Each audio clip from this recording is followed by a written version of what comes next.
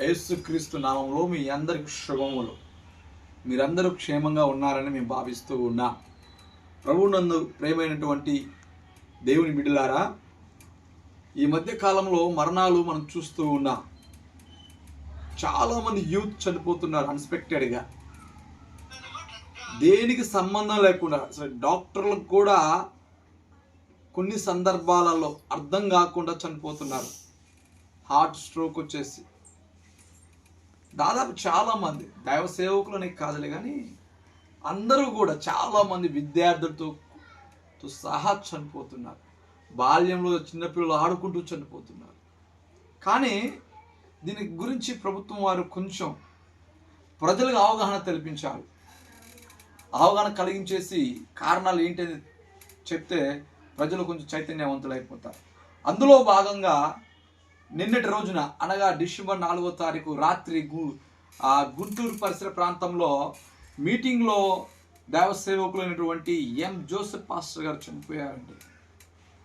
అతను మంచి తనకుండటువంటి జ్ఞానంతో, దేవుడి యొక్క సహాయంతో అనేక ప్రాంతాలలో పరిచర్య చేస్తూ యేసు క్రీస్తు గొప్ప దేవుడు అని చెప్తూ పరిచయం ముందుకు తీసుకువెళ్తున్నటువంటి దైవ సేవకులు అన్ఎక్స్పెక్టెడ్గా నిన్నటి రోజున పడిపోవడం జరిగింది.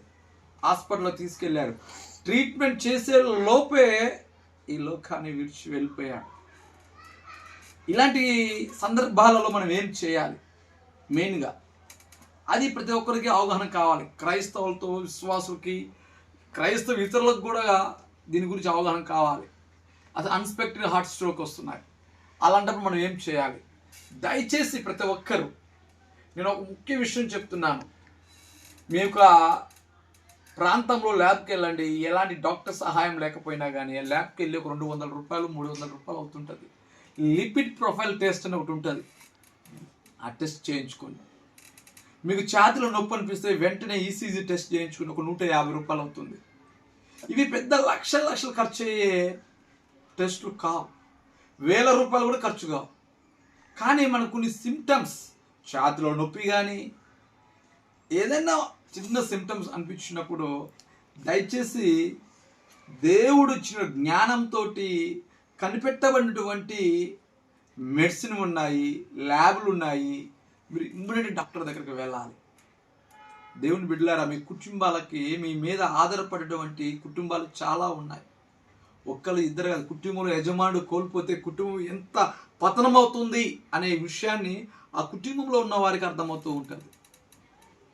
దయచేసి మీరు గమనించండి. ఈరోజు దైవ సేవకుడు చనిపోతే తన కుటుంబం చాలా బాధపడి ఉండొచ్చు. 100% బాధపడుతుంది. తన స్నేహితులు అయినట్టు మేము చాలా బాధపడుతున్నాం. ఆయనకి ఇంకా మంచి జీవితం ఉంది. ఇప్పుడిప్పుడే యూట్యూబ్ ద్వారా ప్రజల మధ్యకి చేరుతూ ఉన్నాడు.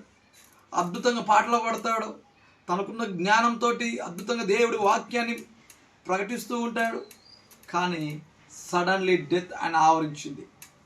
అదే ముందుగా వెళ్ళి ఈసీజీ టెస్ట్, తన ఛాతీలో ఏదో సిమ్టమ్స్ అయితే 100% కనిపిస్తూ ఉంది.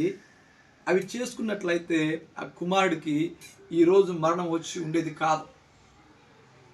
అద్భుతమైనటువంటి మెడిసిన్స్, ఒకవేళ గుండె హార్స్ బ్లాక్ అయిందేమో అయ్యుంటే ప్రభుత్వం వారు ఇచ్చేటువంటి స్ట్రెంత్లు, ఆరోగ్యశ్రీ ఉంది. నీ దగ్గర డబ్బులు లేకపోయినా కానీ ఏ గవర్నమెంట్ దవాఖానానికి వెళ్ళినా ప్రభుత్వం వారు ఇచ్చే సహకారంతో వెంటనే స్ట్రెంత్ వేస్తారు. నీ కొద్ది కాలం లైఫ్ ఉంటుంది. దయచేసి చాలా బరువుకిన గుండెతో నేను చెప్తూ ఉన్నాను, ఎవరైనా సరే నిర్లక్ష్యము నిండు ప్రాణాన్ని బలిగొంటుంది. ఎస్, ఒక నిర్లక్ష్యము మీ కుటుంబాన్ని పతనం చేస్తుంది. ఒక నిర్లక్ష్యము మీ జీవితాలతో పాటు మీ కుటుంబ జీవితాలని రోడ్డున పడవేస్తుంది. ఇలాంటి నిర్లక్ష్యం కలిగి ఉండదు. దయచేసి గమనించండి. దైవ సేవకులైనటువంటి వారిలారా మీకు చెప్తూ ఉన్నాను. మీరు నలుగురికి చెప్పండి, దాని మీద అవగాహన తెప్పించండి. ఏమవుతుందండి? మహాటకు 500 రూపాయలు అవుతుంది ఖర్చు, తెలిసిపోతుంది కదా. వెంటనే ప్రభుత్వం వారు ఇచ్చేటువంటి ఫ్రీ స్ట్రెంత్లు ఉంటాయి. పెద్ద పెద్ద కార్పొరేట్ హాస్పిటల్లో ఆరోగ్యశ్రీ పనిచేస్తుంది. ఈరోజు ఎందుకు జీవితాలను ఆగం చేసుకోవటం? దయచేసి అలా ఉండకండి.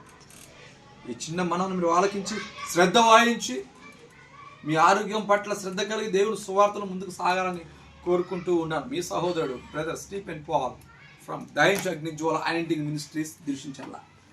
Praise the Lord. Thank you.